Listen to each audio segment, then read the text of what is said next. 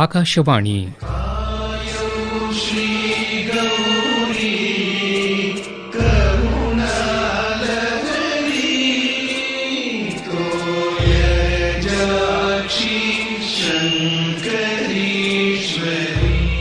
ಮೈಸೂರು ಸಂಸ್ಥಾನದ ಕಲಾ ಪರಂಪರೆ ವಿಶೇಷ ಕಾರ್ಯಕ್ರಮ ಸರಣಿ. ಸಾಹಿತ್ಯ ಡಾಕ್ಟರ್ ಜ್ಯೋತಿ ಶಂಕರ್. ಪರಿಕಲ್ಪನೆ ಹಾಗೂ ಪ್ರಸ್ತುತಿ ಎಚ್ಎಲ್ ಶಿವಶಂಕರ ಸ್ವಾಮಿ.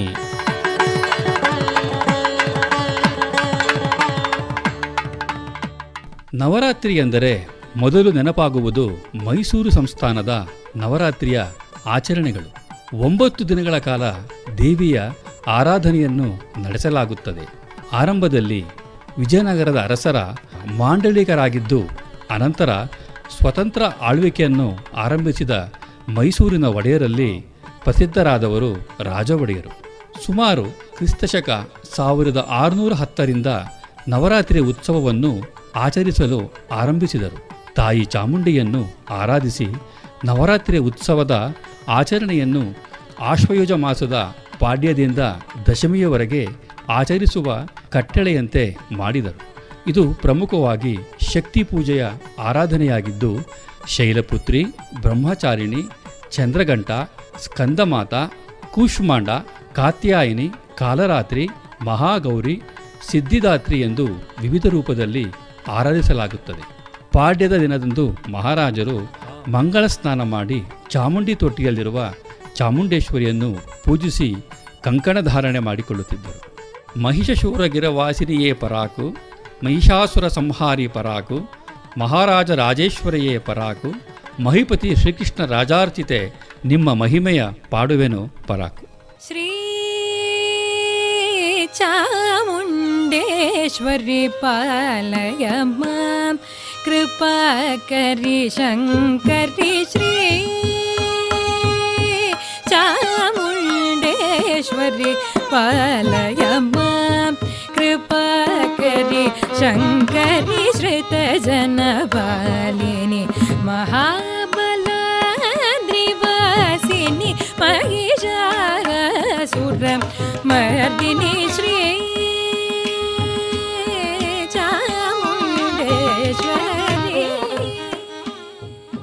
ವಿಘ್ನೇಶ್ವರನನ್ನು ಪೂಜಿಸಿದ ಮೇಲೆ ದಿವ್ಯಾಭರಣ ಭೂಷಿತರಾದ ಮಹಾರಾಜರು ಮಂಗಳವಾದ್ಯಗಳೊಂದಿಗೆ ದರ್ಬಾರ್ ಹಜಾರವನ್ನು ಪ್ರವೇಶ ಮಾಡುತ್ತಿದ್ದರು.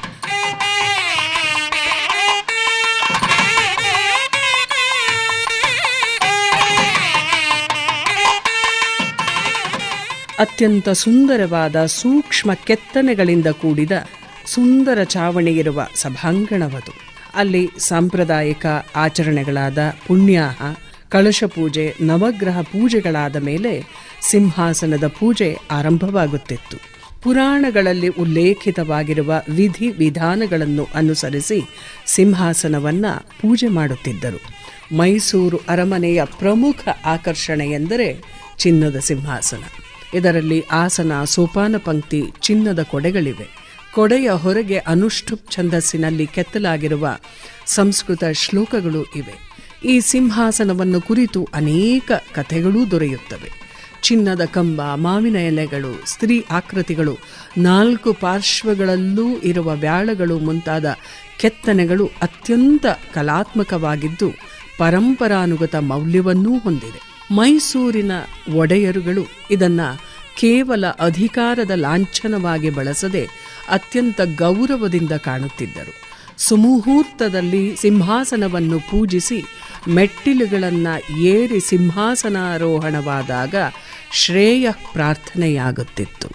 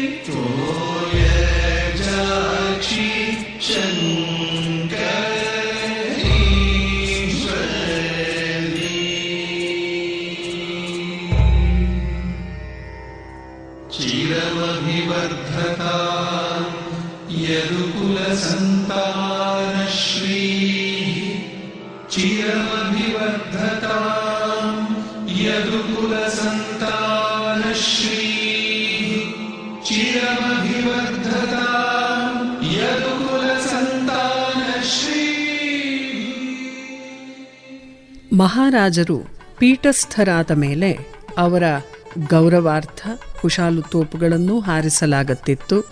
ಪಟ್ಟದ ಕುದುರೆ ಮತ್ತು ಪಟ್ಟದ ಆನೆಯನ್ನು ಪೂಜೆ ಮಾಡಲಾಗುತ್ತಿತ್ತು.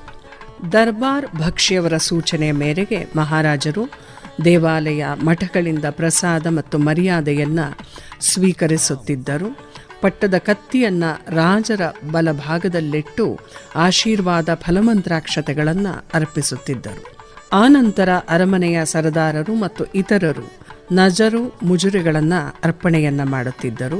ಅದಾದ ಮೇಲೆ ಉಭಯ ಪಾರ್ಶ್ವಗಳಲ್ಲಿ ಕಂಗೊಳಿಸುತ್ತಿದ್ದ ಶಂಖ, ಚಕ್ರ, ಅಂಕುಶ, ಹನುಮದ್ ಗರುಡಧ್ವಜ ಮೊದಲಾದ ಬಿರುದುಗಳನ್ನು ಹಿಡಿದಿರುವ ಜನರೂ ಕೂಡ ಬಿರುದುಗಳನ್ನು ಹೇಳಿ ಹೊಗಳುತ್ತಿದ್ದರು.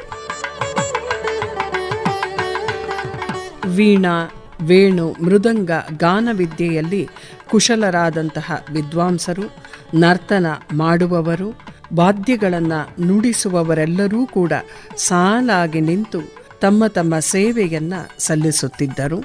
ಸೈನಿಕರು ಶಿಸ್ತಿನಿಂದ ರಾಜಭಕ್ತಿ ಮತ್ತು ಮರ್ಯಾದೆಗಳನ್ನು ಸಲ್ಲಿಸುತ್ತಿದ್ದರು. ಪಟ್ಟದಾನೆಯೂ ಬಂದು ತನ್ನ ಸೊಂಡಲಿನಿಂದ ಬಣ್ಣ ಬಣ್ಣದ ಹೂವುಗಳನ್ನು ಮಹಾರಾಜರ ಮೇಲೆ ಎರಚುತ್ತಿತ್ತು. ಇದಾದ ಮೇಲೆ ಸಭಿಕರಿಗೆಲ್ಲ ಪುಷ್ಪದ ಹಾರಗಳು ಮತ್ತು ವೀಳ್ಯಗಳನ್ನು ನೀಡುತ್ತಿದ್ದರು. ಇದೊಂದು ಸಭಾ ಮರ್ಯಾದೆಯಾಗಿತ್ತು. ಆನಂತರ ಮಹಾರಾಜರು ಅರಮನೆಯ ಆರತಿ ತೊಟ್ಟಿಗೆ ದಯಮಾಡಿಸಿದ ಮೇಲೆ ಮಹಾರಾಣಿಯರು ಅವರನ್ನು ಬೆಳ್ಳಿಯ ಭದ್ರಾಸನದ ಮೇಲೆ ಕುಳಿತುಕೊಳ್ಳುವಂತೆ ಕೋರುತ್ತಿದ್ದರು. ಮಹಾರಾಣಿಯವರು ಚಿನ್ನದ ಕಲಶದಲ್ಲಿರುವ ನೀರಿನಿಂದ ಮಹಾರಾಜರ ಪಾದಗಳನ್ನು ತೊಳೆದು ಮುತ್ತಿನಾರತೆ ಮಾಡಿ ದೃಷ್ಟಿದೋಷ ಪರಿಹಾರಕ್ಕಾಗಿ ವೀಳ್ಯದೆಲೆಯಿಂದ ದೃಷ್ಟಿಯನ್ನು ನಿವಾಳಿಸುತ್ತಿದ್ದರು. ಮತ್ತೆ ಮಹಾರಾಜರು ಪುನಃ ಬಿಡಾರಕ್ಕೆ ತೆರಳಿ ಶ್ರೀ ಚಾಮುಂಡೇಶ್ವರಿಯನ್ನ ಪೂಜೆ ಮಾಡಿ ಸಹಪಂಕ್ತಿಯಲ್ಲಿ ಭೋಜನವನ್ನ ಸ್ವೀಕರಿಸುತ್ತಿದ್ದರು.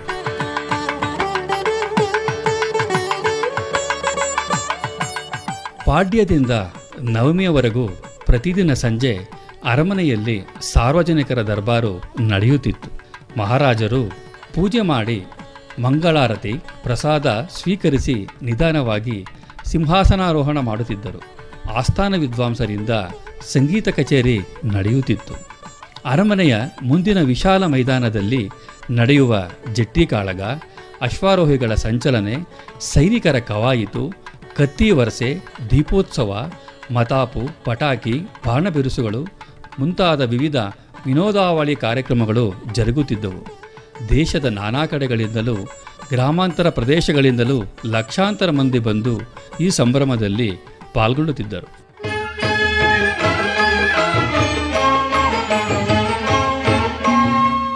ಒಂಬತ್ತು ದಿನಗಳವರೆಗೆ ಪ್ರತಿ ಸಾಯಂಕಾಲವೂ ದರ್ಬಾರು ನಡೆಯುತ್ತಿತ್ತು.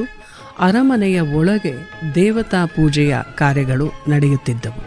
ಮಹಾರಾಜರು ಮೂಲ ನಕ್ಷತ್ರದಲ್ಲಿ ಸಪ್ತಮಿಯ ದಿನ ಸರಸ್ವತಿ ಪೂಜೆಯನ್ನು, ಅಷ್ಟಮಿಯ ದಿನ ಮಹಿಷಾಸುರ ಮರ್ದಿನಿಯ ಪೂಜೆಯನ್ನು ಬಹುಭಕ್ತಿಯಿಂದ ನೆರವೇರಿಸುತ್ತಿದ್ದರು. ಮಹಾನವಮಿಯ ದಿನ ವಿಶೇಷವಾದಂತಹ ದಿವಸ. ಪಟ್ಟದ ಕತ್ತಿಗೆ ಅರಮನೆಯಲ್ಲಿ ಪೂಜೆಯಾದ ನಂತರ ಪಟ್ಟದ ಆನೆ, ಪಟ್ಟದ ಕುದುರೆ ಸಮೇತ ಕಲ್ಪೋಕ್ತ ಪೂಜೆಯನ್ನು ನೆರವೇರಿಸುತ್ತಿದ್ದರು. ಅರಮನೆಯ ಆಯುಧಾಗಾರದಲ್ಲೂ ಪೂಜೆ ನೆರವೇರುತ್ತಿತ್ತು. ಅದಾದ ನಂತರ ಮಹಾರಾಜರು ಬಳಸುತ್ತಿದ್ದ ಆನೆ, ಕುದುರೆ, ರಥ, ಒಂಟೆ, ಎತ್ತು ಹೀಗೆ ಅನೇಕ ವಿಧವಾದ ಆ ವಾಹನಗಳಿಗೆ ಬಹುಭಕ್ತಿಯಿಂದ ಪೂಜೆಯನ್ನು ನೆರವೇರಿಸಲಾಗುತ್ತಿತ್ತು. ಅರಮನೆಯ ಕಚೇರಿ ಮತ್ತು ಮಿಕ್ಕ ಕಡೆಗಳಲ್ಲಿ ಇದ್ದಂತಹ ದಫ್ತರ್ಗಳನ್ನು ಪೂಜಿಸಿ ಮೊಹರಿನ ಡಬ್ಬಿಯನ್ನೂ ಇರಿಸಿ ಪೂಜೆ ಮಾಡಿ ಎಲ್ಲರೂ ನಮಸ್ಕರಿಸುತ್ತಿದ್ದರು. ಇದೇ ನವಮಿಯ ದಿನ ಚಾಮುಂಡಿ ಬೆಟ್ಟದಲ್ಲೂ ಅಮ್ಮನವರ ಸನ್ನಿಧಿಯಲ್ಲಿ ಚಂಡೀ ಜಪ, ಪಾರಾಯಣ, ಹೋಮ, ಪೂರ್ಣಾಹುತಿ ನಡೆಯುವ ಕಟ್ಟಳೆಯೂ ಕೂಡ ಇರುತ್ತಿತ್ತು. ಈ ಎಲ್ಲ ಆಚರಣೆಗಳು ಮುಗಿದ ನಂತರ ವಿಜಯದಶಮಿಯ ದಿನ ಅತ್ಯಂತ ಸಡಗರ ಸಂಭ್ರಮದಿಂದ ನವರಾತ್ರಿ ಮಹೋತ್ಸವ ಮುಕ್ತಾಯವಾಗುತ್ತಿತ್ತು. ವಿಜಯದಶಮಿಯ ದಿನ ಮಹಾರಾಜರು ಶುಚಿರ್ಭೂತರಾಗಿ ಪಟ್ಟದ ಕತ್ತಿಗೆ ಪೂಜೆ ಮಾಡಿ ಜಟ್ಟಿ ಕಾಳಗ, ವಜ್ರಮುಷ್ಟಿ ಕಾಳಗವನ್ನು ಸಾಂಕೇತಿಕವಾಗಿ ಮಾಡಿಸಿ ಪಲ್ಲಕ್ಕಿಯಲ್ಲಿ ಪಟ್ಟದ ಕತ್ತಿಯನ್ನು ಇರಿಸುತ್ತಿದ್ದರು. ಇತಿಹಾಸ ಪ್ರಸಿದ್ಧವಾದ ರತ್ನ ಸಿಂಹಾಸನದ ಮೇಲೆ ಮಂಡಿಸಿದ ಮಹಾರಾಜರನ್ನು ಜನ ಕಣ್ತುಂಬ ನೋಡಿ ಆನಂದ ಪಡುತ್ತಿದ್ದರು. ಅದಾದ ನಂತರ ಆರಂಭದ ದಿನದಲ್ಲಿ ಸಾಯಂಕಾಲದ ಹೊತ್ತು ನಿಶ್ಚಿತವಾದ ಸಮಯಕ್ಕೆ ಮೆರವಣಿಗೆ ಜಂಬೂ ಸವಾರಿ ಹೊರಡುತ್ತಿತ್ತು. ಮೊದಲು ಮಹಾರಾಜರು ಅಂಬಾರಿಯಲ್ಲಿ ಕುಳ್ಳಿರುತ್ತಿದ್ದರು. ಈಗ ತಾಯಿ ಚಾಮುಂಡೇಶ್ವರಿಯನ್ನೇ ಮೆರವಣಿಗೆಯಲ್ಲಿ ನೋಡುವಂತಹ ದಿನವನ್ನು ನಾವು ಕಾಣುತ್ತಿದ್ದೇವೆ. ಶ್ರೀ ಚಾಮುಂಡೇಶ್ವರಿ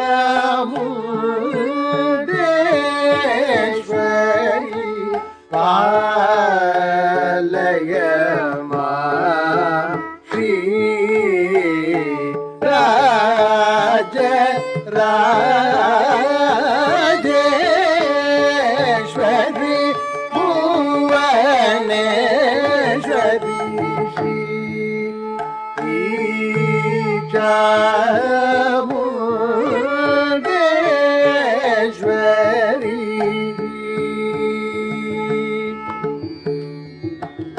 ಶ್ರೀ ವಿದ್ಯೆ ಅಪರೋಕ್ಷ ಜ್ಞಾನ ಮನೋನುಕೂಲೆ, ಶ್ರೀಕಂಠದಯಿತ ಜ್ಞಾನ ಕ್ರಿಯೆ ಶಕ್ತಿ ಸಹಿತ ಆನಂದ ಗುಣಶೀಲೆ ಶ್ರೀ ಚಾಮುಂಡೇಶ್ವರಿ.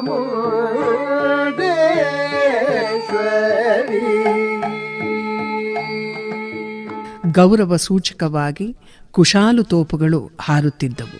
ಜಂಬೂ ಸವಾರಿಯ ಮೆರವಣಿಗೆಯನ್ನು ನೋಡಲು ಹತ್ತಿರ ಹಾಗೂ ದೂರದಿಂದ ಲಕ್ಷಾಂತರ ಜನ ಕಿಕ್ಕಿರಿದು ನೆರೆದಿರುತ್ತಿದ್ದರು. ಮೆರವಣಿಗೆಯಲ್ಲಿ ನಂದಿ ಕಂಬ, ಒಂಟೆ, ಆನೆಗಳ ಸಾಲು, ಅಶ್ವಾರೋಹಿಗಳು, ಅಂಗರಕ್ಷಕ ದಳದವರು, ಉನ್ನತ ಅಧಿಕಾರಿಗಳು, ಇಂಗ್ಲಿಷ್ ಮತ್ತು ಕರ್ನಾಟಕ ಬ್ಯಾಂಡ್ನವರು, ಓಲಗದವರು ಎಲ್ಲರೂ ಸಾಲಾಗಿ ಬರುತ್ತಿದ್ದರು. ಚಿನ್ನದ ಅಂಬಾರಿಯಲ್ಲಿ ಅಂದು ಕುಳಿತಿರುತ್ತಿದ್ದ ಮಹಾರಾಜರು ಇಂದು ಚಾಮುಂಡಿ ದೇವಿಯನ್ನ ದರ್ಶನ ಮಾಡುವುದಕ್ಕೆ ಪ್ರಜಾಸಮೂಹ ಕಾದಿರುತ್ತಿತ್ತು.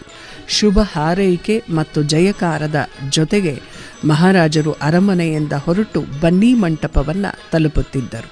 ಅಲ್ಲಿ ಶಮೀ ವೃಕ್ಷದಲ್ಲಿ ಅಥವಾ ಬನ್ನಿ ಮರವನ್ನು ಪೂಜಿಸಿದ ನಂತರ ಬಿಳಿಯ ಕುದುರೆಯನ್ನು ಏರಿದ ಅರಸುಗಳು ಪಂಜಿನ ಕವಾಯತನ್ನು ನೋಡಿ ಬನ್ನಿ ಪೂಜೆ ಮಾಡಿದ ಪ್ರಸಾದವನ್ನು ಕೊಟ್ಟು ಆನಂತರ ಅರಮನೆಗೆ ಪುನಃ ಮೆರವಣಿಗೆಯಲ್ಲಿ ಹಿಂತಿರುಗುತ್ತಿದ್ದರು. ಅದೇ ಮಾದರಿ ಇಂದಿಗೂ ನಡೆಯುತ್ತಿರುವುದನ್ನು ನಾವಿಲ್ಲಿ ಮುಖ್ಯವಾಗಿ ಗಮನಿಸಬಹುದು. ಅರಮನೆಗೆ ಹಿಂತಿರುಗಿದ ಅರಸರು ಪೂಜಾಗೃಹಕ್ಕೆ ತೆರಳಿ ಚಾಮುಂಡೇಶ್ವರಿ ತಾಯಿಯನ್ನು ಅನನ್ಯ ಭಕ್ತಿಯಿಂದ ಪೂಜಿಸಿ ಸರ್ವ ಪ್ರಜೆಗಳಿಗೂ ಮಂಗಳವನ್ನು ಕರುಣಿಸುವಂತೆ ಪ್ರಾರ್ಥನೆ ಮಾಡಿ ನವರಾತ್ರಿಯ ಕಟ್ಟಳೆ ಪೂಜೆಯನ್ನು ಸಂಪನ್ನಗೊಳಿಸುತ್ತಿದ್ದರು.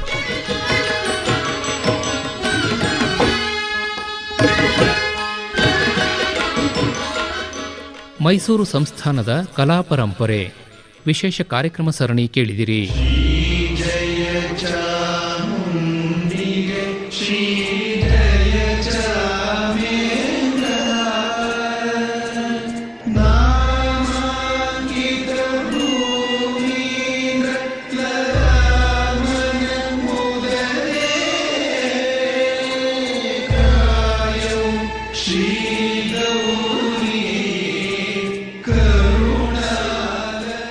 ಸಾಹಿತ್ಯ ಹಾಗೂ ನಿರೂಪಣೆ ಡಾಕ್ಟರ್ ಜ್ಯೋತಿಶಂಕರ್. ಪರಿಕಲ್ಪನೆ ಹಾಗೂ ಪ್ರಸ್ತುತಿ ಎಚ್ಎಲ್ ಶಿವಶಂಕರ ಸ್ವಾಮಿ. ನಿರ್ಮಾಣ ನೆರವು ಜಿಎನ್ ಮಂಜುನಾಥ್ ಹಾಗೂ ಎಸ್ ಲಕ್ಷ್ಮೀನಾರಾಯಣ. ನಿರ್ವಹಣೆ ಎನ್ ಕೇಶವಮೂರ್ತಿ ಹಾಗೂ ಟಿವಿ ವಿದ್ಯಾಶಂಕರ್.